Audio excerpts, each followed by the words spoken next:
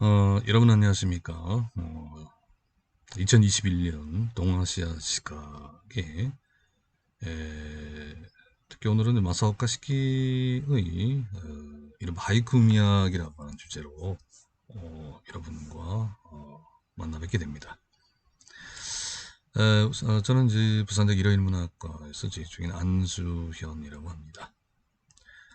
우선 제목에서 나와 있는 마사오카 시키라고 한다면 여러분들 아마 일본의 하이쿠 문학이라고 하는 면을 여러분들이 들어보신 적 있을 것 같아요. 그래서 이런 하이쿠는 일본의 이른바 정형시가입니다. 정형시가. 어떤 형태를 갖추고 있는 시가라는 뜻으로 여러분들이 1차적으로 여러분들이 인식하시면 될 것 같고요.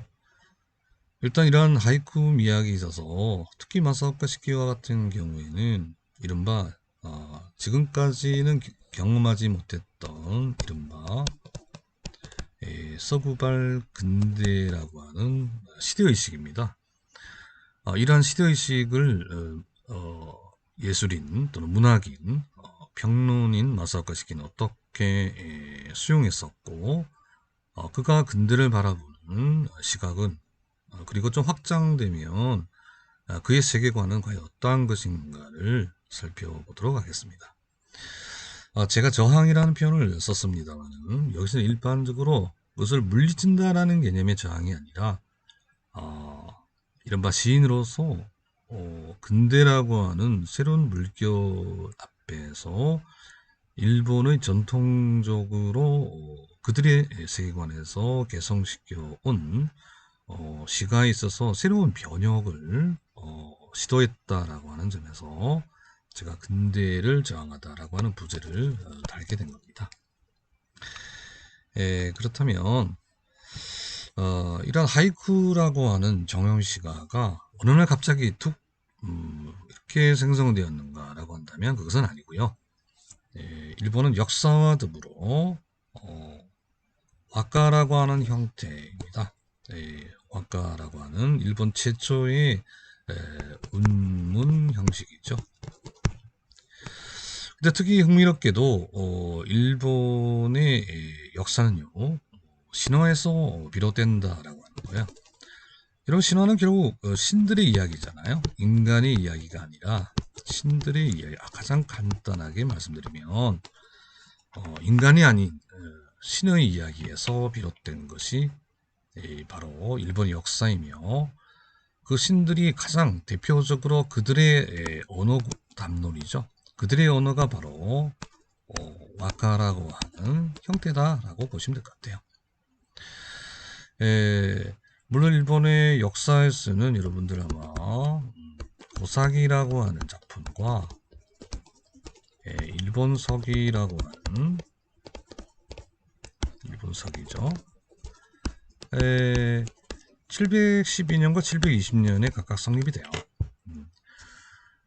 여기에 가장 대표적으로 고사기와 일본서기라는 작품이 역사 쓰임에도 불구하고요. 여기에 처음으로 일본의 시가가 등장한다라고 하는 겁니다. 예컨대 물론 창조신의 대표적인 노래와 관계된 것이 있었습니다만은 이른바 와카에 있어서 특히 일본 하이쿠의 전형 또는 원형으로서 가장 먼저 대두가 된 것이 바로 와카이거든요. 이런 와카의 최초의 작가로서는 사노노 미코토라고 하는 이른바 신입니다. 즉 신이 천상의 세계에서 땅의 세계로 연결하는 지점에 있어서 처음으로 불렀던 노래예요. 물론 자기 아내를 특히 이제 미인을 구한다라는 설정과 예컨대 머리가 8개인 구렁이를 대체한다라고 하는 그러한 일본 신화가 있습니다. 그는 나중에 시간을 들여서 말씀을 드리기도 하고요. 어쨌든 그가 하늘에서 축출되어서 처음으로 지상에 도착을 하여서 아내를 획득을 하게 되고요. 그래서 지상의 국가를 새롭게 개척해 나간다는 어떻게 보면 감개무량한 거죠. 이러한 감개무량함을 노래로 나타낸 것을 와카의 시초로 보고 있어요. 여기 이제 원문에 야구모 타츠라고 하는 이와 같은 노래가 있습니다만은 대체로 이와 같은 번역이 돼요. 이른바 구름이 피어나서 이즈모라고 하는 지역입니다. 이 지역에 아내를 위한 뭐 울타리도 될 수도 있고요. 성벽도 될 수도 있겠습니다만은 겹겹이 쌓은 이와 같은 성을 소중한 아내를 위하여 이와 같은 성을 쌓겠다. 그리고 천년만년 일본의 역사는 영원할 것이다 라고 하는 의미를 바로 저 와카로서 나타내고 있는데, 이때 중요한 운율이 바로 전체적으로 A, B로 나눠요. 즉 상구와 하구로 나누는데 상구의 5, 7로가 되고요. 하구의 7, 7이 된다 라고 보시면 되는데, 전체 31글자로 연결되어 있다고 보시면 돼요. 즉 와카의 구성은 31글자인데 마사오카 시키가 불렀던 노래는 물론 그도 와카도 많이 창작을 했고요. 하이쿠도 창작을 했습니다만은 대체적으로 5, 7 와카의 5, 7, 5 부분만을 따로 독립을 시켜요. 물론 그가 최초로 독립을 한 것은 아닙니다만은 일본의 근세죠. 1603년 이후에서 1867년까지의 시대를 일본에서는 근세 또는 에도 시대라고 이제 표현을 하기도 합니다만은, 이 이후에 특히 이제 서민들의 서민층에 의해서 생산자나 또는 소비자 역시, 즉 문학 작품의 향유자들이겠죠. 이들이 되고 참여하게 되는데, 예로도 많이 들어보셨을 거예요.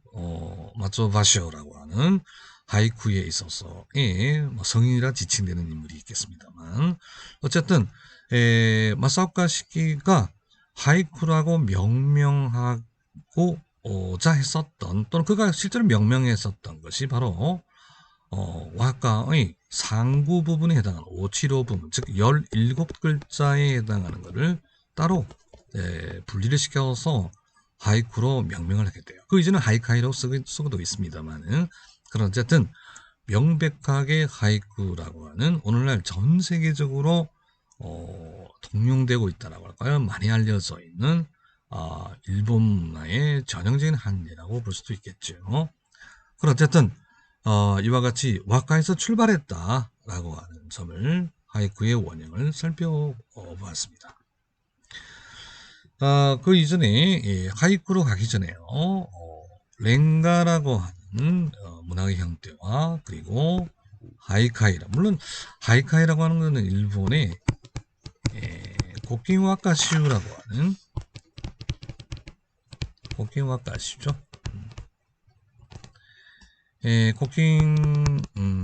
고킹와카시우라고 합니다. 905년에 성립이 되는 이른바 국가 프로젝트에서 나타난 칭찬집이라고 볼 수가 있어요. 그렇죠? 이러한 고킹와카시우에 물론 하이카이라는 말이 나오는데, 이 하이와 카이를 이와 같은 독립된 것들이 복합해서 나타난 하나의 문학 형태다, 또 장르다라고 보시면 될 것 같은데, 기존의 와카라고 하는 아주 범위가 넓죠. 이런 와카가 아까 말씀드린 상구와 하구의 결합이라고 했잖아요. 그렇죠? 그래서 이런 상구와 하구를 처음에는 상하를 같이 연결하다가 나중에는 상구와 하구가 서로 커뮤니케이션 돼요. 이것을 이어가는 노래다라고 하여 렌가라고 표현을 쓰거든요. 이런 렌가에서 아까 말씀드린 오지로를 따로 독립이 됐다. 그렇죠? 이와 같은 것을 하이카이라고 그래요. 그래서 아까 말씀드린 17세기 초반에서 약 19세기죠, 여러분. 19세기 말엽까지, 즉 1867년도까지를 하이카이의 시대다라고 보시면 될 것 같고요. 이후 마사오카 시기에 의해서 이런 하이카이를 변역을 줘요. 즉 변화를 일으켜서 하이쿠라고, 즉 이렇게 쓰겠습니다. 그렇죠? 하이쿠로 명명되기 시작하여 오늘날까지 이어진다. 자, 그런데 이른바 일본에 있어서 중세시대라고 나타내는 가마쿠라 시대 들어서 무로마치 시대에 성행했었던 랭가는 다분히 어떤 속성을 가지고 있었다. 세속성이나 유의성 또는 서민성을 표방했다라고 본다면 이러한 랭가에서 독립을 하여서 바로 17세기 여름자라는 마츠오바슈에 의하며 처음으로 속화된 것에서 예술성으로 승화시켰다라고 하는 거죠. 대단한 공력 내지는 기여라고 볼 수 있겠습니다만은 그럼 어쨌든 하이카이의 이름으로서 예술의 길로 접어들게 되었다라고 하는 것이 우선 17세기에 있어서 마츠오바시오의 공헌이라고 볼 수도 있겠습니다. 이와 같은 것이 아까 말씀드린 마사오카 시기의 후기 하이쿠가 하이쿠로 자리매김할 수 있는 기본적인 토양을 이루었다라고 보시면 될 것 같아요. 그 다음 하이쿠가 뭐냐라고 하는 거죠. 하이쿠는 앞서 말씀드린 와카의 경우가 57577이었다면 이와 같은 상구에 해당하는 것이 독립됐다라고 보시면 되죠. 그래서 세상에 가장 짧은 형태다라고 보시면 될 것 같아요. 아마 운율로서 세계에서 가장 짧은 형태의 시가 바로 하이쿠라고 쓸 수 있거든요. 그래서 17글자다라고 하여 어떤 경우에는 17문자, 일본어는 모지라고 표현을 씁니다만은 또는 아니다. 17개의 음으로 연결되어 있다. 또는 17개의 말씀어라고 해요. 17어다. 17문자, 17음, 17어 등으로 구성된 세계에서 가장 짧은 형태의 시가 바로 일본인들이 창조해낸 하이쿠라고 하는 시 형식이다라고 보시면 될 것 같아요. 우선 구성적으로는 오치로라고 한다면 하이쿠 창작의 원칙이라고 하는 것은 아까 말씀드린 아주 간단하죠. 오치로의 운율을 가지자라고 하는 거죠. 그런데 이런 하이쿠는 이런 반드시 봄, 여름, 가을, 겨울이라고 하는 그쵸? 봄, 여름, 가을과 겨울 즉 4계절의 각각의 계절의 특징을 가로지르는 특징을 나타내는 시어를 바로 계절어 짧게는 계어라고 표현을 쓰자라고 하는 거죠. 자, 봄이면은 여러분 일본인들이 봄에서 꽃이라고 표현한다면 이 꽃은 반드시 약속이 정해져 있는 거예요. 즉 벚꽃이라고 하는 것이다 라고 하는 거죠. 가을이 되면은요 반드시 저 단풍이라고 하는 저 홍엽이 되는 거죠. 그렇죠? 저 단풍이라고 하겠습니다. 와 같은 반드시 이 계절어가 한 단어 이상 포함이 되어야 한다는 거예요. 자, 그 다음에 어떤 매듭을 나타내주기 위해서 반드시 절자라고 하여 그렇죠? 뒤에 나오는 여운과 같은 효과를 주기 위하여 이렇게 주로 조사 내지는 조동사를 이용한다. 나중에 다시 설명드리겠습니다. 그리고 가장 중요한 것이 바로 여운의 또는 여백의 미학이다 라고 볼 수가 있겠죠. 이 네 가지 패턴이 바로 하이쿠를 창작할 수 있는 가장 기본적인 원칙이다 라고 보시면 될 것 같아요. 하이쿠는 철저히 이분법적 세계관을 따른다라고 아주 굉장히 중요한 표현인데요. 왜냐면요 여러분 하이쿠라는 자체가 여기에 하이라고 하는 즉 이 배자라 광대 배자예요 여러분. 광대 배자죠. 자, 이거는 넉넉할 우자라고 해요. 넉넉할 우자. 이런 배우 어디서 많이 들어보셨죠? 배우죠, 배우. 배우라고 하는 거는 우선 광대라고 하는 이 존재는 과거에는요 한자에서 아시다시피 사람이 아닌 거예요. 그래서 정상적인 사람이 아니라 즉 정상 일상성을 벗어난다라고 하는 거죠. 벗어나서 어떤 행위를 대상화시키고 객관화시킨다라고 하는 거죠. 그와 같은 역할인데요. 여러분 일상성을 벗어난다라고 하는 것은 어떤 것이죠? 그렇죠. 상당히 특이함이라든가 그렇죠. 이와 같은 것들을 지칭하는 특성을 가지고 있습니다. 철저한 세속성 내지는 행위적인 특성을 가지는 것이 바로 이 배라고 하는 개념이다. 즉 희극적 요소에 많이 연결된다라고 하는 개념이다라고 보시면 돼요. 자, 인생에 희극이 있다면 반드시 어떤 교훈이라든가 절망이라든가 이와 같은 어떤 파탄 등등에서 느낄 수 있는 여러 가지 복잡한 감정들, 이와 같은 거 우리가 비극이라고 표현을 쓰잖아요. 뭐 서구의 경우를 들어주지 않더라도 인생에 있어서는 희와 비가 항상 교차를 하죠, 여러분. 그래서 이러한 비극적 요소를 나타내는 것을 우애의 개념으로 나타낸다. 그래서 이 두 가지를 묶어서 배우라고 한다면 바로 이와 같은 두 가지의 감정들을, 즉 이분법적 세계관을 담은 시이다라고 보시면 될 것 같아요. 당연히 비극은 일상을 벗어나잖아요. 그렇죠? 그 비일상성과 인간으로 하여금 깊은 사색에 빠지게끔 하는 특성을 가진다라고 보시면 될 것 같습니다. 즉 행위를 나타내는 이 광대배자의 연기를 통해서 비일상성의 세계를 예컨대 전도시킨다거나 새롭게 어떤 길을 모색해 간다. 그렇죠? 그와 같은 기능을 가진 문학이다라고 하는 점을 일찍이 이유령 씨가 언급한 바가 있습니다. 그럼 여기서 조금 더 확장한다면 사실은 희극적 요소인 배와 비극적 요소인 우가 결합을 함으로써 새로운 인생에 있어서의 진면목을 또는 진리를 파악하고 규명한다라고 하는 시가 바로 일본의 하이쿠라고 볼 수가 있을 것 같아요.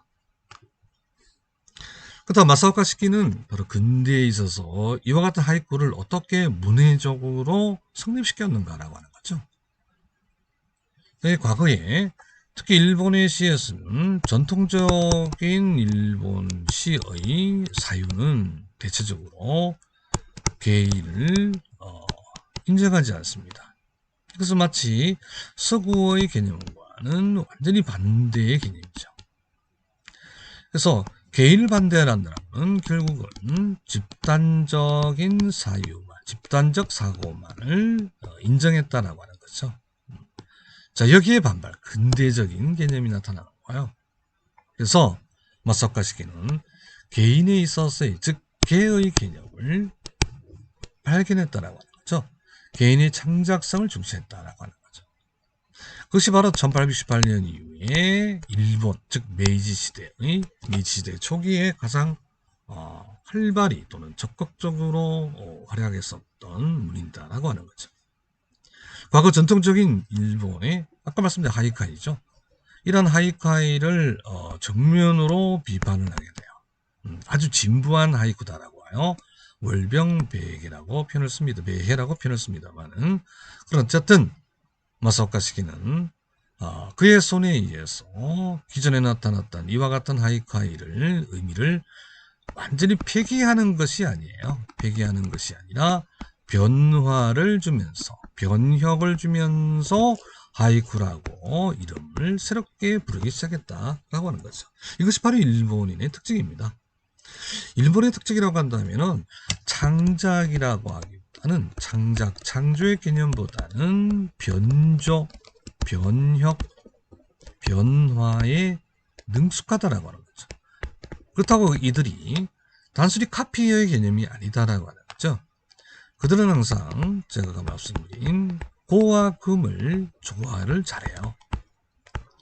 어떤 현상을 해결하기 위해서는 그들의 과거로 가요. 과거로 가서 이것이 과거와 현재에 있어서 어떠한 상관관계가 있는가를 분석을 하고요.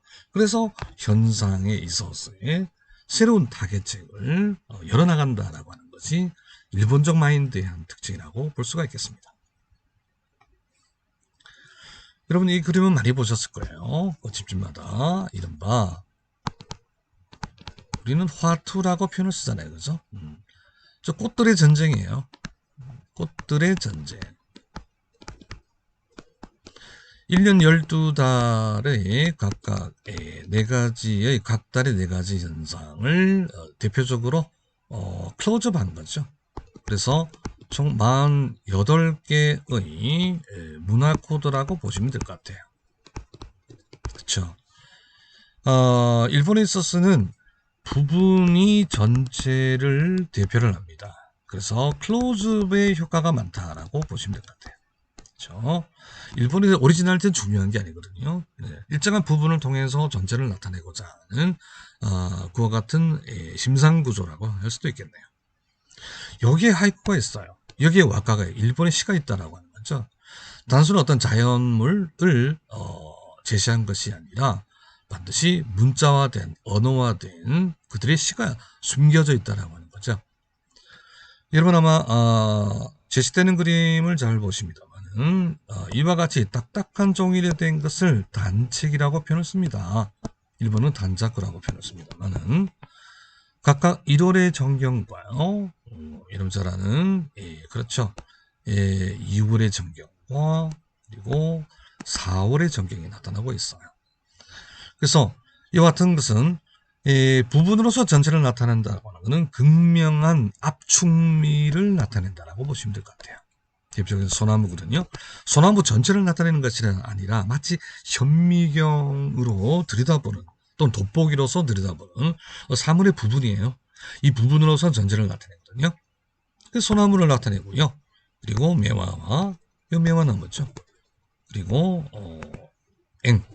즉 벚꽃을 나타냅니다.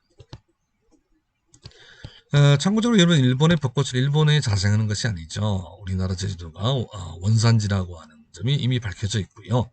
다만 수입된 수종 화종입니다만은 그들의 문화에 이식시켰다라고 하는 점에 포인트가 있다는 거죠. 바로 그 습성이 바로 한꺼번에 피었다가 한꺼번에 진다라고 하는 것은 피고 진다라고 한다는 점은 결국은 그들의 세계관이 식물적 세계관이라고 하는 점에 주의를 하시기 바랍니다.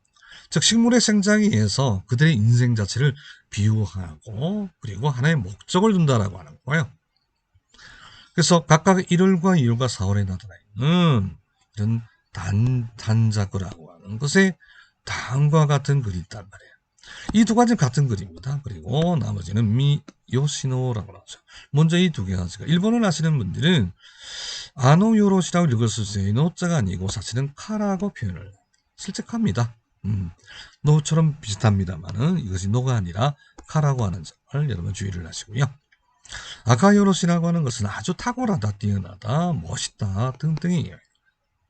이보다 더 좋을 수는 없다라고 하는 개념이죠. 를 가장 찬사를 이렇게 새해의 한 해가 밝은 1월과 2월의 개념에 이와 같이 문자화 또는 언어화 시켰다라고 하는 점이죠. 축하한다는 경화의 개념을 나타내고 있고요. 그리고 4월의 개념은 미호시노라고 하는 것은 일본의 고대 문명이 꽃피웠었던 대표적인 도시죠. 나라라고 하는 지역에는 특히 벚꽃으로 유명했다라고 하는 거죠. 그 어디가 특히 벚꽃이 유명했냐라고 하는 것이 바로 나라에 있는 세 가지 영산 중에 하나인 요시노라고 하는 산입니다. 우리가 기리아산이라고 되어 있습니다만은 여기서 바로 모든 지명 자체가 식물과 관계된 또 자연과 관계되어 있는 지명들이 굉장히 많죠. 오죽하면 일본인들의 성시 자체가 전부 다 자연이다라고 좀 식물적 세계관이다라고 보시면 되겠죠. 그리고 자연이 연결되어 있는 거예요. 그 중적 어떤 중화적인 개념, 즉 기능별로는 이와 같은 산전이라는 것을 즉 한자죠 여러분을 수용을 합니다만은 자국식으로 일본 그들 나름대로의 세계관과 접목시켜서 만든 그들의 성실 예컨대 이와 같은 표현들 자체가 그 근원에는 식물적 세계관이 자리매김하고 있다라고 보시면 될 것 같아요. 그다음 마사오카 시기에 의해서 하이쿠라고 명명이 되었다면 오늘날까지 일본의 하이쿠는 대체적으로 7가지의 큰 흐름으로 지금도 유지가 되고 있습니다만은 다르거나 생략을 하고요.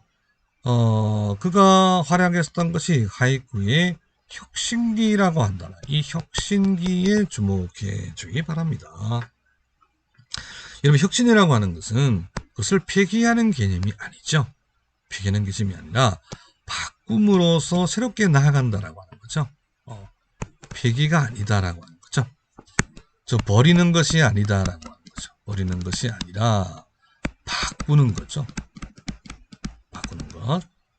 그래서 이 바꾸는 것이 일본이 근대화에 성공했다라고 하는 가장 큰 포인트가 될 수 있습니다. 자, 그렇다면 이렇게 바꾸게 되고 변혁할 수 있게끔 일본이 변혁할 수 있게끔 한 가장 중요한 것이 경제학적으로 일본 자본주의, 상인 자본주의라고 나타낼 수도 있어요. 상인 자본주의. 저 상인 자본주의의 가장 주인공의 역할을 하는 사람들이 바로 초닝이라는 계층입니다. 이 초닝은 여러분들 아시다시피 마을정이란 말이죠. 밭두둑 정자가 되거든요. 다 초는 가로와 세로의 개념 각각 거리가 있다면 예컨대 스트리트와 에비뉴라고 하는 개념이 있잖아요. 그 사이에 이 공간을 초라고 표현했습니다. 초는 전제 조건이 도시입니다. 도시. 그렇죠? 시골이 아니다라고 하는 거죠. 특히 언제냐? 이런 그들은 16세기 후기의 십전기다라고 하는 것은 결국 1603년을 정점을 그 전후를 나타내요. 여러분 1592년에 토요토미 히데요시가 조선과에 대하여 명으로 확장돼 국제전쟁이 일어나잖아요. 약 7년간 연결이 됩니다만은 그와 같은 전쟁 이후에 일본의 자본가 계층으로 드러난 또는 등장한 계층이 바로 초원이라고 할 수 있는데 바로 이러한 초원은 신분적으로는 무사와 농민, 즉 백성이라고 되어 있으면 농민입니다. 농민과의 중간이라고 하면 이상합니다만 순수한 농업 기반으로 하는 백성과 그들을 지배하는 제향 지배자 계층이죠.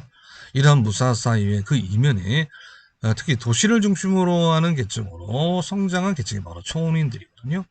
이러한 초원인들이 바로 일본의 근세에 있어서 새로운 자본을 형성해야 되는데 이들이 문학 또는 예술로의 진입이 가능해졌다고 하는 거죠. 그럼 그 이전에 각 지방의 서구시로 보면 영주, 번건 영주에 해당합니다만 일본에서는 각 번이라고 표현을 써요. 역시 울타리 번자를 쓰고 있습니다. 이러한 분들이 자유로운 시장, 마케트와 자유로운 시스템이죠. 와 같은 정책을 적극적으로 실시를 했고요. 이러한 초원인들에 대해서 면세에 대한 특권도 부여할 뿐만 아니라 영업에 대한 자유권도 승인을 해줬다라고 하는 거죠. 그래서 여러분 잘 아시는 이른바 성곽 아래로 마을이 형성가 된다라고 하여 조가마치라고 하잖아요. 이런 조가마치에 바로 수많은 상공업자 이들이 바로 초원인입니다. 농민이 아니다라는 거죠. 다시 말하면 농업과 철저히 분리가 됐다라고 하는 즉 상공업자로서의 전문성을 갖춘 계층이고요. 이들은 당연히 그들의 고유한 기술력을 가지고 있고요. 또 제일 중요한 건 자금력이죠. 이와 같은 것들을 보유하게 되어서 전통적인 무사 계층을 압도함으로써 그들은 새로운 도시 문화 형성의 문화 발전에 기여한 계층으로 그렇죠. 이루게 되었다라고 하는 거죠. 참고적으로 제가 이 그림을 나타냈는데 오늘의 에도라고 하면 도쿄입니다. 도쿄 후카가와라는 지역에 있는 여러분들 보시기 어때요? 이렇게 볼게요. 자, 오른쪽이 바로 무사의 저택에 나온다면 왼쪽이 바로 상인, 즉 초인이라고 표현했어요. 상인 계층이죠. 이 계층의 집이에요. 그렇죠. 무사는 검약을 기본적인 생활의 신제로 삼는다고 한다면 아주 검소한 반면 그러나 상인은 그렇지는 않습니다. 상당히 부유하다라고 하는 부유한 것을 우리가 실내의 장치만 보더라도 잘 알 수가 있는 거죠.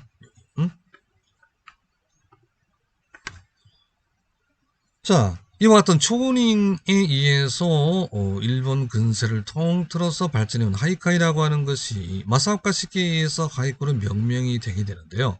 그렇다면 그는 어떠한 전통적인 하이카이나 와카의 전통을 새롭게 변혁했는가라고 하는 거죠.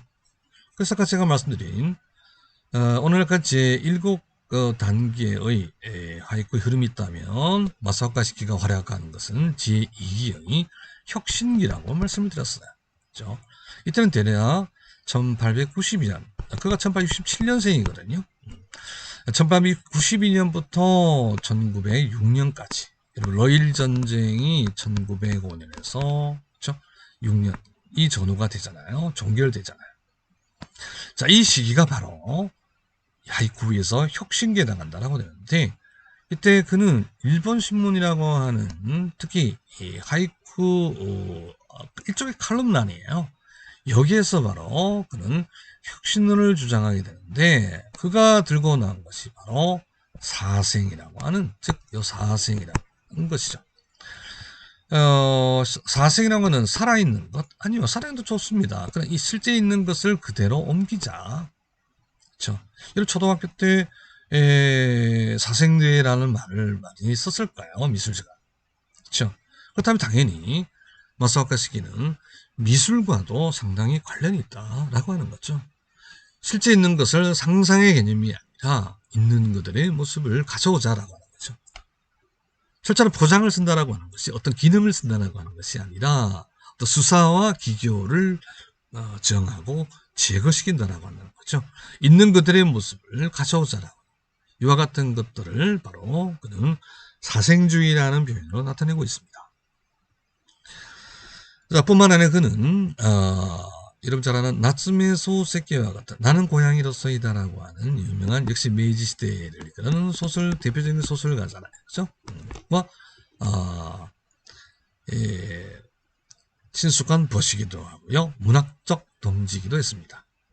그 역시도 하이쿠를 많이 창작을 했고요. 그러나 나이토 메이세츠라든가 다카마 교시라든가 가와이가시, 베킹오토와 같은 사람들과 일본파라고 하는 니혼하라고 되어 있습니다만은 자, 이와 같은 새로운 하이쿠를 개척하자라고 하는 모임을 결성하게 돼요. 그래서 전통적인 아까 진부한 이 하이쿠를 제가 스키나미 하이쿠라고 했어요. 이것을 압도하게 되었다라고 하는 거죠. 그의 문학 정신은 대표적인 하이쿠 전문 독이지 호토토기스라고 하는 작품을 통해서 세상에 알려지게 되죠. 호토토기스는 좀 더 나옵니다만은 두견이라고 하는 새입니다. 그럼 호토토기스는 접동새라고도 하기도 하고요. 한자어로는 이와 같이 다양한 형태의 두견을 나타내는 말이 많죠. 우선 두견도 있고요. 시우, 주각, 재금 처음 들어보셨을 거예요. 그죠? 자규는 들어봤죠.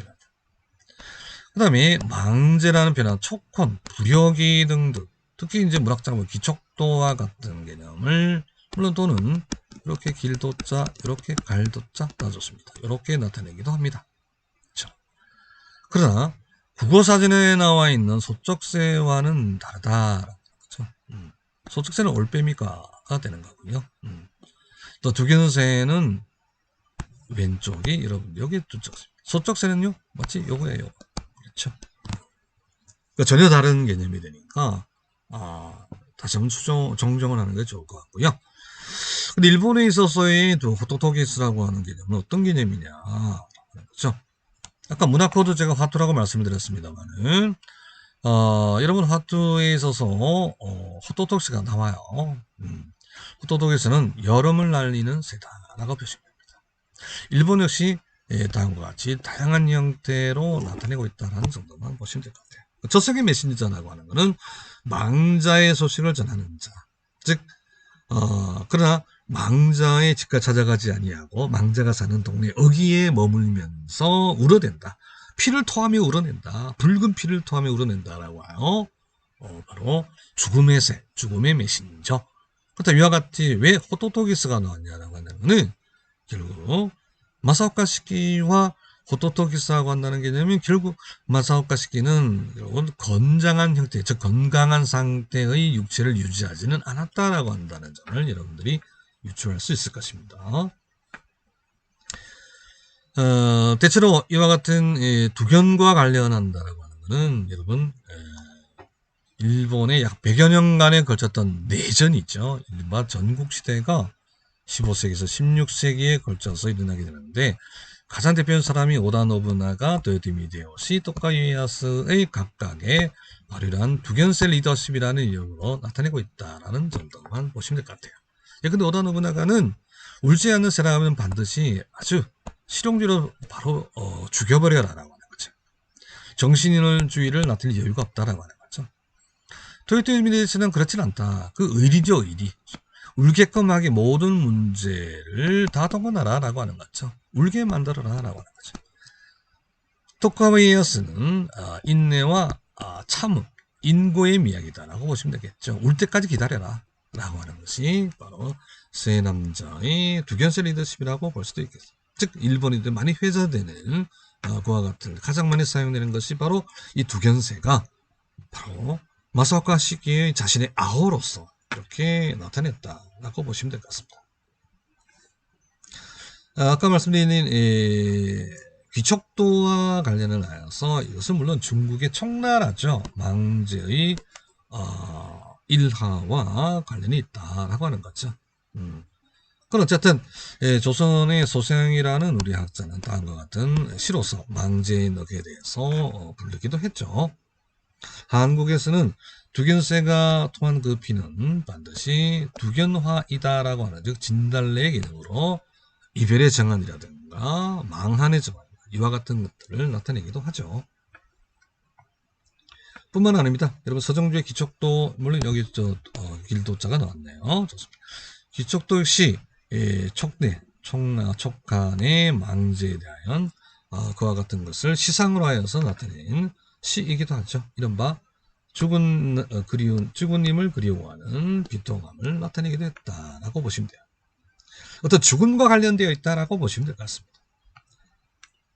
자, 그렇다면 이와 같은 마사오카 시키는 지금 화면에 제가 이렇게 제시를 하고 있습니다만 그는 근대의 시간과 정면으로 맞섰다라고 제가 제목을 붙여봤습니다. 여러분 근대라고 하는 것은 물론 서구발 개념이죠. 서구에서 만든 개념이에요. 그렇죠? 서구에서 오리엔트와 그렇죠?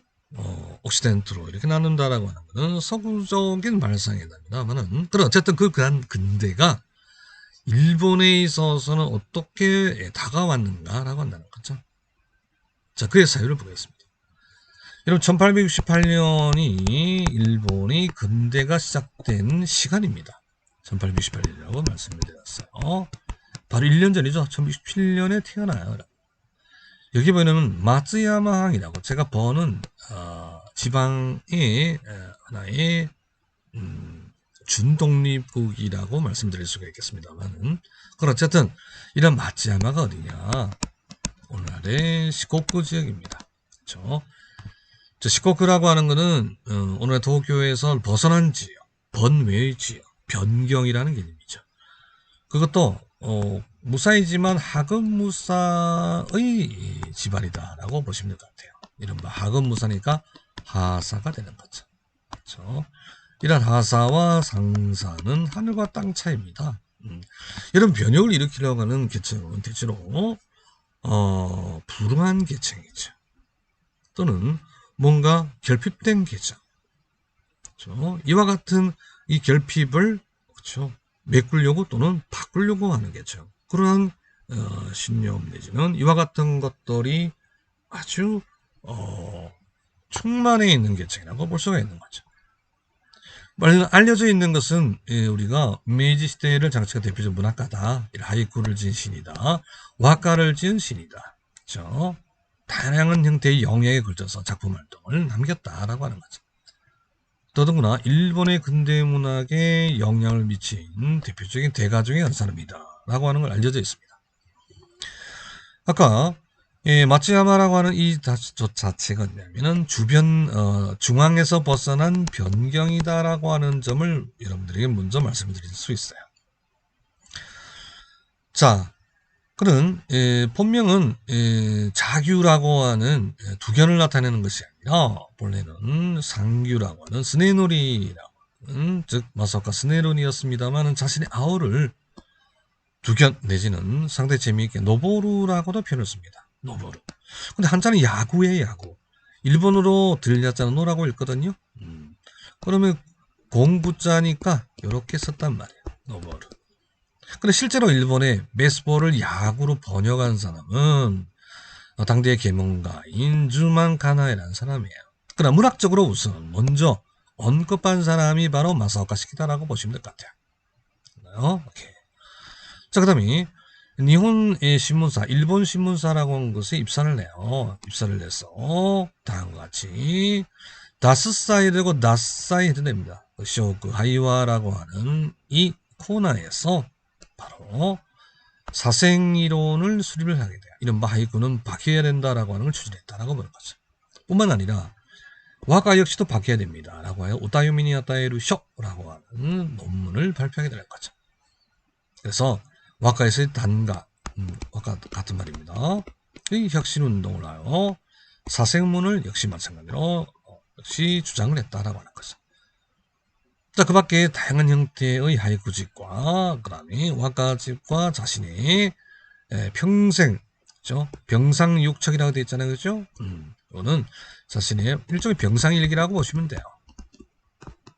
병상일기, 즉 그가 35세에 요절하기 전까지 그는 자신의 병상에 벗어난 적이 많이 없었습니다. 그럼에도 불구하고 많은 작품을 적었고요.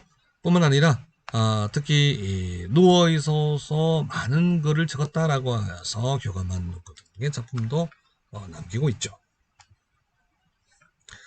그는 고향인 시코쿠의 마츠야마 중학을 중퇴를 하고요. 1883년 그렇죠. 그 외삼촌이었던 역시 지식인의 교양인이었죠. 또 다쿠생이죠. 다쿠생의 도움으로 도쿄로 상경을 하게 돼요. 히토츠바스 대학의 예비교라고 하죠. 옛날에는 고등학교라고 하는 것이 중학과 고등학교는 5년제거든요. 그래서 입학을 하게 되고요. 이때 바로 그의 평생직의 나츠메 소세기와 그렇죠. 근데 만나게 돼요. 이 무렵을 전후로 하여서 그는 단가뿐만 아니고 심지어 소설과 라쿠고에 심취를 하게 되었고 다른 운동은 못했습니다만은 그는 야구에 열중했다라 그만큼 야구에 심취했다는 걸 알 수가 있대요. 그는 또 한때 진지하게 철학자가 되기도 결심을 하게 됐습니다. 그렇죠. 어쨌든 그는 1890년에 도쿄대학 철학과로 진학을 하게 돼요. 근데 그 이전에 학교 입학하기 전에 그의 평생 그를 괴롭힌 결핵으로 인하여 붉은 피를 쏟아내며 괴로워하는 자신을 두고 마치 두견새에 비유를 하여서 자신의 아우를 스스로 시키라고 부르기 시작했다라고 하는 거죠. 또 대학 들어가기 전에 그렇죠? 이렇게 자신은 두견이다, 호토토기스다, 자규다 하고 표현을 하게 된 거예요. 자, 그는 1890년에 최초의 철학과로 들어가야 돼요. 그러므로 그는 3번의 전과를 하게 되는데 최종적으로 문학에 관심을 가지게 되어서 그렇죠. 국문과로 전과를 하게 돼요. 여기서 이제 본격적으로 문학 활동이 시작이 되었다라고 보시면 돼요. 입학한 이후 달의 수도라는 작품을 썼어요. 소설을 썼습니다만은 자신은 소설을 쓸 만한 인물이 아니다라고 해요. 나는 소설을 쓰고자 했으나 소설가가 되고자 했으나 오히려 나는 시인이 되고자 한다. 소설가가 되고자 하는 것은 포기를 한다는 말이죠. 자, 그럴 능력은 되지는 않고요. 나는 시로서 나를 남기겠다라고 하는 거죠. 이후 아까 말씀드린 하이쿠 혁신운동을 바로 일본이라는 신문에 약간 다사이 다졌습니다. 쇼크 하이와라고 하는 이와 같은 컬럼에서 하이쿠를 바뀌어야 된다라고 하는 것을 사생이론을 들이대어서 주장을 하게 돼요. 뿐만 아니라 아까 말씀드린 우타요미니 아타우르 쇼라고 하여 와카도 역시 마찬가지로 바뀌어야 한다는 거죠. 이미 시대는 근대를 치닫고 있잖아요. 그는 흥미롭게도 1895년 지금 요동반도죠. 그나서 청일전쟁의 전군기자로서 참여를 합니다만은 그러나 바로 시모노세키 조약이 즉 종전이 되어버리고 귀국길에 오르게 됩니다만은 또다시 각결이 재발하게 되죠. 그래서 이것이 원인이 되었는가는 여러설이 분분합니다만 그러나 어쨌든 전군기자 이후 귀국한 이후에 그가 죽을 때까지 35세로 죽을 때까지 그는 병상에서 물론 35, 36세랍니다만 35세로 죽을 때까지는 병상에서 수많은 작품을 해왔다라는 점을 볼 수가 있습니다. 그렇다면 하이쿠가 마사오카 시가 생각한 변혁이라는 것이 무엇일까요? 결국은 그는 전통적인 형식과 기교에서 벗어나자라고 하는 거죠. 그는 평소에 약 2만 수가 넘는 하이쿠를 적어요. 그러니까 직접적으로 서구의 19세기의 유럽에서 유행했었던 자연주의죠. 여러분. 자연 영향을 받아서 실제의 모습을 들이대자. 있는 사실을 포함하자. 그렇죠? 사실에. 리얼리즘과 내추럴리즘을 같이 포함한 이런 현실적인 문학세계를 추구했다라고 하는 거죠. 삶의 문학이다라고 보시면 되죠. 다시 말하면 항상 그는 죽음이라고 하는 명제 앞에 놓을 수밖에 없었다라고 하는 거죠. 자신의 육체와 그럼에도 불구하고 자신의 정신을 철저히 객관화시키고요. 사생화시킴으로써 일본의 근대를 해석하는 내재화를 체험했다라고 보시면 될 것 같아요. 일본의 근대는 여러분 중국발 마찬가지로 아시아의 근대와 배를 같이 하죠. 서구의 축교에서 시작된다라고 하는 거죠. 이런 것은 1853년에 미국의 페리 제독이 내척의 흑선으로서 오늘날 요코하마죠. 우라가 쪽으로 들어옵니다. 이배입니다. 이배. 난리가 난 거죠. 일본인들이. 중국 역시도 약 13년 전에 1840년과 41년에 이른바 아편적 영국과 당시 중국 청나라가 맞짱을 떴잖아요. 그래서 불평등 조약을 맺게 돼요. 불평등 조약을 맺었다라고 한다는 것은 중국의 패배는 결국은 중화 질서의 몰락을 가져왔다라고 하는 것입니다. 이것이 바로 일본으로 하여금 근대가 무엇인가 라고 하는 점을 재조명하게 되는 거죠. 이때 일본은 위기죠. 위기는 기회다라는 말이 있고요. 이것을 변혁으로 바꾸자라고 한다는 점이죠. 이것을 수용한 것이 일본의 근대다라고 하는 거죠. 왜냐하면 일본은 여러분 이렇게 볼게요. 이렇게 일본은 동과 서의 권력 이동이다라고 보시면 돼요. 동이라고 하는 것은 아까 말씀드린 도쿠가와 이에야스죠. 도쿠가와 이에야스. 서부는 과거 도요토미 이데요시의 잔당 이렇게 보시면 될 것 같아요. 에도 시대에는 여러분들 이쪽이 졌잖아요. 그렇죠? 그래서 변방이 된 거예요. 변방. 그러나 나라의 위기가 새롭게 왔잖아요. 1853년에 미국발로 왔잖아요. 새롭게 의견을 물어요. 그래서 경제적이 아니라 정치적으로는 에도시는 말기의 현상을 겪게 돼요. 그래서 개국이라고 하는 점을 이러한 사건을 문제시되어서 이른바 여론을 묻게 돼요. 이때 변방이라고 연결되는 일본의 서일부 쪽 웨스턴 조펜에서 이들에 의해서 바로 역사의 주인공으로 등장하게 되는 거죠. 그래서 일본은 항상 동과 서의 개념이다 라고 보시면 돼요. 이때 마사오카 시키가 고향이 바로 도사입니다. 여기가 바로 시코쿠거든요. 시코쿠. 그죠? 주고구 초슈가 여기는 여러분 잘 아시는 시모노시기가 있는 나가사 예컨대 초슈라고 되어 있습니다만 히로시마를 비롯한 이 지역이고요. 그 사츠마는 여러분 가고시마가 되는 거죠. 히제는 후쿠오카 갱이죠. 이렇게 되는 거죠. 서부 일본의 대부분들이 전면적으로 일본의 역사에 등장했다라고 보시면 돼요.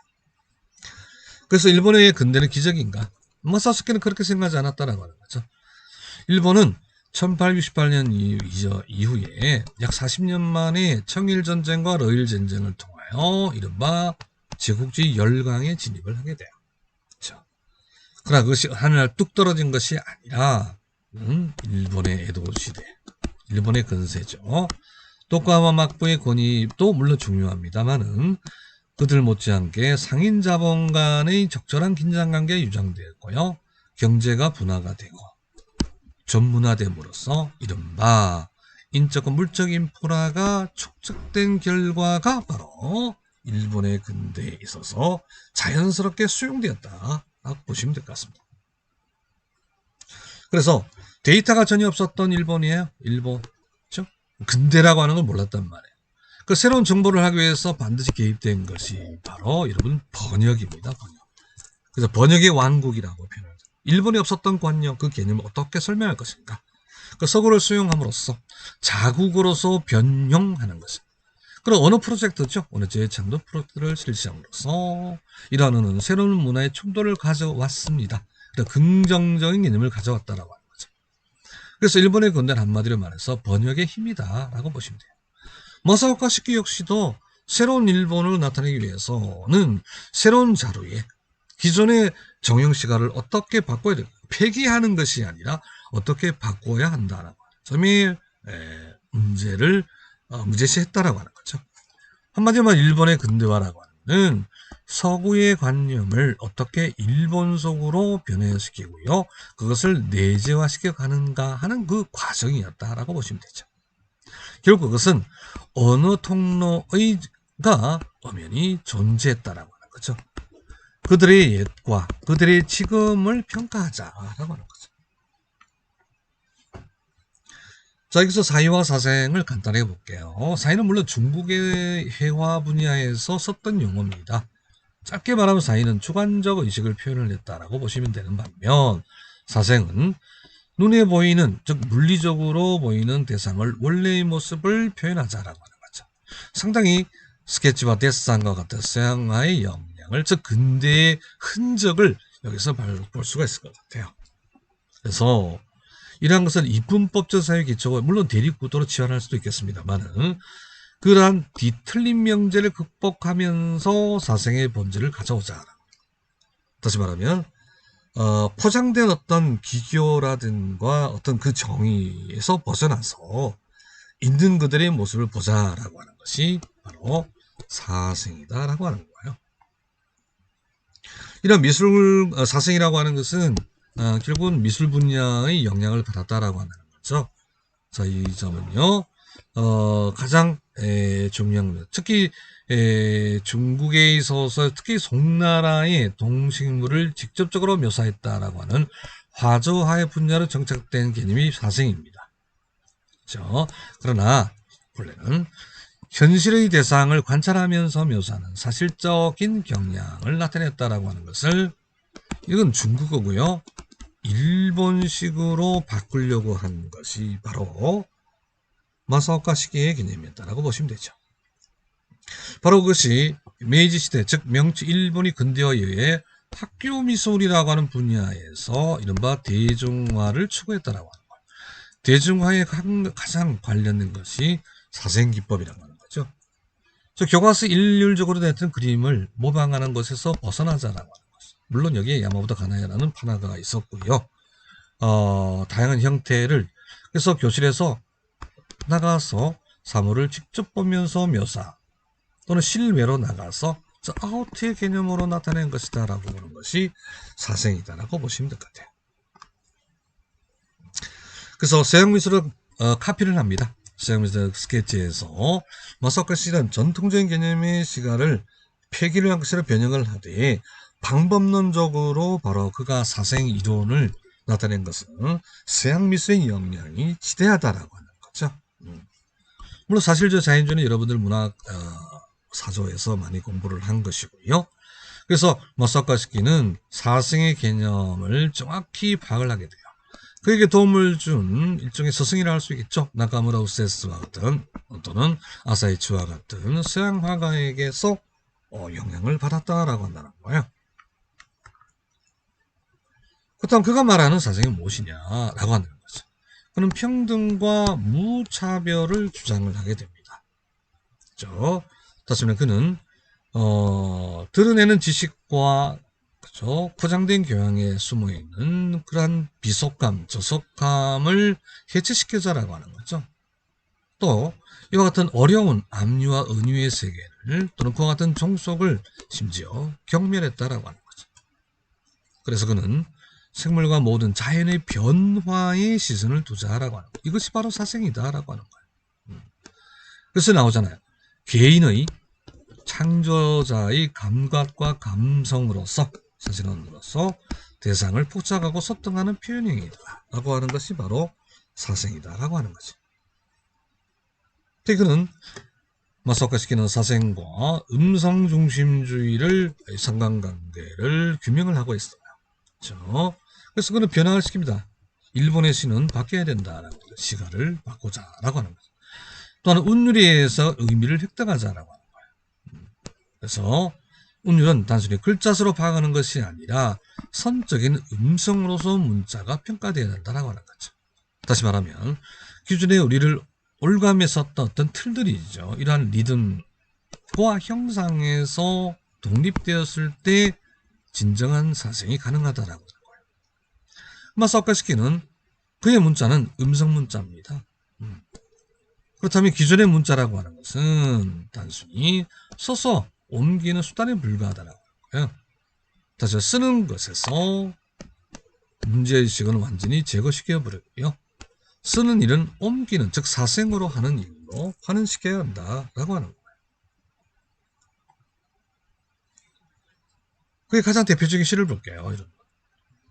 하이쿠는 여러분 575로 이루어진 17자의 이야기라고 말씀드렸습니다. 가장 유명한 시죠. 이만수의 여러 시 중에서 가장 대표적인 시가 바로 감을 먹었네 법당종일린의 가을이구나 라고 하는 거예요. 물론 원어는 가키쿠에바 가네가 나르 나리 고류지 법융사라고 하는 사찰이다. 물론 이것은 아까 말씀드렸죠. 호류지라고 하는 사찰 앞에서 조그마한 찻집이 있어요.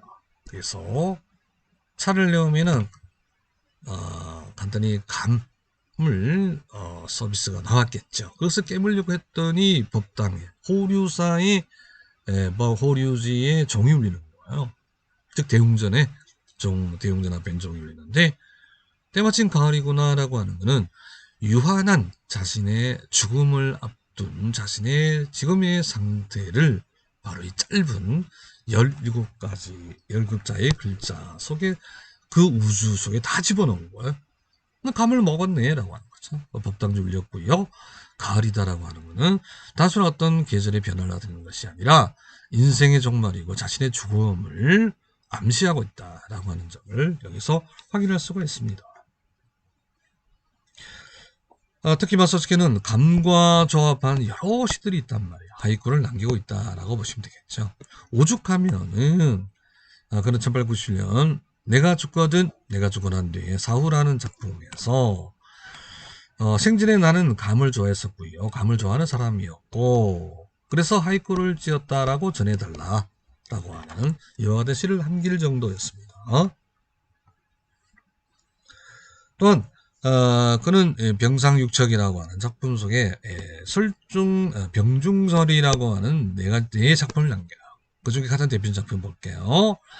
여기도 마찬가지로 번역을 했습니다만 몇 번이었던가라는 표현이죠. 마당에 내려앉아 봅시다. 묻고 또 묻는다.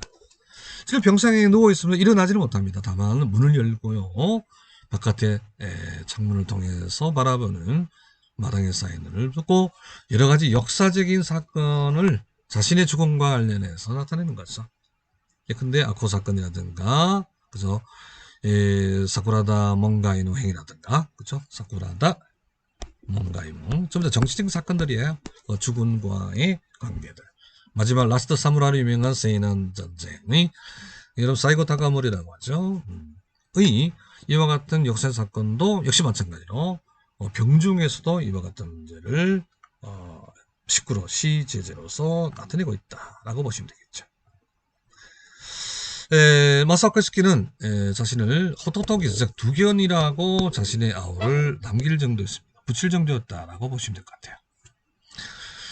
직접적으로 그는 병꽃나무꽃 질 때까지 울려나 가여운 두견이라는 작품을 남기고 있죠. 왜냐하면 당시 두견이라고 즉 그가 걸린 병은 결국 결핵입니다. 당시로서는 불치의 병이었고요. 유연할 수밖에 없는 자신의 생명을 바로 두견세에 비유했다라고 하는 점을 알 수가 있죠. 그렇다면 근대와 마사오카 시키의 세계관이라고 하는 것은 결국은 문학에서 문학 주체라고 하는 것이 성립되어 간다라고 하는 거. 아까 집단사고라 전통적으로는 집단사유나 집단사고라고 했습니다만은 근대국가 메이지라고는 근대국 성립이 됨으로써 과연 문학은 예술은 어떻게 대응해야 될 것인가라고 하는 거죠. 단순히 짜여진 어떤 근대국가의 중심화에 편입해야 될 것인가 아니면은 그러한 체제로부터 벗어나서 자신의 주체 또는 내면의 형성을 이루어야 될 것인가 라고 하는 이 두 가지 모순이 뒤틀리기 시작했다라고 보시면 돼요. 그럼 마사오카가 생각한 것은 바로 하이쿠에 권력을 부여하자라고 하는 것. 그 권력을 부여한다라고 하는 것은 사생을 통할 수밖에 없다라고 하는 거죠. 자, 그는 이러한 근대적 자아를 확립하기 위해서는 하이쿠가 필요했었고 이런 하이쿠는 반드시 사생의 경로를 이용해야 된다라고 하는 거죠. 단순한 이데올로기를 추종하는 것은 벗어나야 된다고 하는 거예요.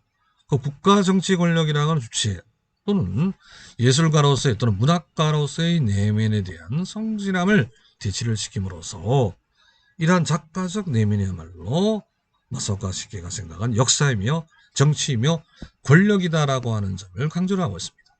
다시 말해 세상은 국가 쪽에 선 사람과 내면 쪽에 선 사람이 한쪽으로 경도되는 것이 아니라 균형을 가져야 된다라고 한다는 거죠. 이것이 포인트라고 볼 수가 있겠어요. 그래서 그는 하이쿠를 통해서 역사를 새로운 역사를 불러낸다라고 본다는 거죠. 그래서 마사오카 시키는 당시 서구의 영향을 받을 수밖에 없었던 그러한 상황 아래에서는 당시에 그가 느꼈던 시대인식에 대한 결과물 즉 당대의 어떤 무비판적 사고를 지적을 하고 있다라고 하는 거죠. 그래서 그는 문학이야말로 문학은 제도로서 이른바 사생의 개념으로서 끊임없는 하이쿠를 재생산해야 된다라고 하는 역사성을 가져야 된다라고 하는 거예요. 다시 말하면 하이쿠는 앞서 말씀드린 서구의 고전적 글쓰기에 두 가지 기능이 있었죠. 묘사와 정의의 기법이 있었습니다만은 하이쿠는 그 이후 양자를 부정하고요. 하이쿠는 역설의 세계이자 찰나와 순간의 예술이며 언어의 논리를 해체시키고자 했다라고 하는 거죠. 이른바 읽는 시와 보는 시로서의 개념을 분리시켰다라고 보시면 될 것 같아요. 마사오카 시는 시의 난해함을 거부했다라고 하는 거죠. 시가 어려운 것인가? 아니다라고 하는 거죠. 그는 오히려 시는 대중을 위한 것이어야 한다라고 하는 거죠. 자, 그는 프랑스적 상징주의 관념성을 부정합니다. 그래서 하이쿠는 묘사를 통한 어떤 이미지를 철저히 부정하고요. 뿐만 아니라 언어의 관념성 자체를 초극하고 극복하자. 그래서 현상계를 있는 그대로 포착하고자 했다라고 보시면 돼요. 마지막으로 마사오카 시키는 체험한 근대라고 하는 것은 죽음이 아니라 삶이었다라고 한다는 점이에요. 여러분. 그가 마지막으로 남긴 말이 있습니다. 물론 불교 설의 개념에 의해서 그가 자각한 깨달음이자만은 그 깨달음이라고 하는 것이 마사오카 시키는 어떤 경우는 태연하게 죽을 수 있는 것이라 저는 그는 항상 죽음이라는 명제 앞에 놓을 수밖에 없었잖아요. 그래서 편하게 죽을 수 있는 아무렇지도 않게 태연하게 자연스레 죽을 수 있는 것이라고 생각해 왔다라고 하는데 그것은 자신의 잘못이었다라고 한다는 거죠. 오히려 죽음이라고 하는 것이 아니라 어떠한 경우에도 자연스럽게 대연이 살아가야 한다는 것이 바로 마사오카 시계가 생각한 근대에 저항한 가장 근본적인 문학적 신념이었다 하고 볼 수가 있겠습니다. 수고하셨습니다, 여러분.